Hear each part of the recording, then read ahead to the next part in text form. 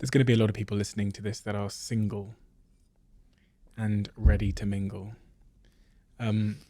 What advice would you give them in terms of being great at dating? You've talked about the importance of vulnerability there and how that kind of forms connection between humans in a very innate way.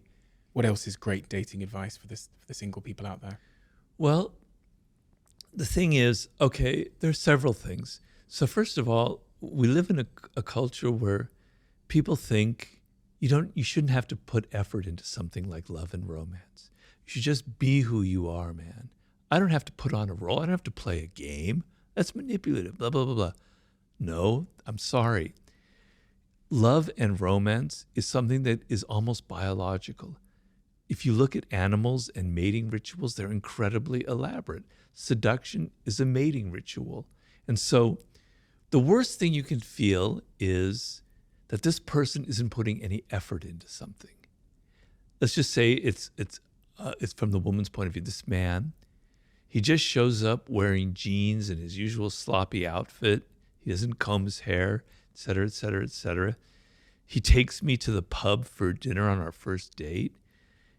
You know, he's not thinking about me. He's not willing to put any effort into it. If he's not willing to put any effort into it, what's it going to be like 3 months down the line when he completely takes me for granted, which is what happens in a relationship? Am I not important enough, right?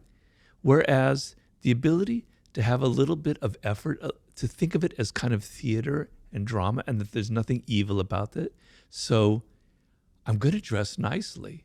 I just have to be fancy. Just that I'm going to put some effort into how I look.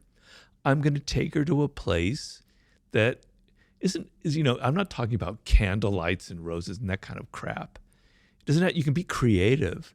It can be somewhere that's scuzzy, that's on the wrong side of town, but it's different and it's appealing to, and you put some thought into it. There's a reason you're taking her there, right?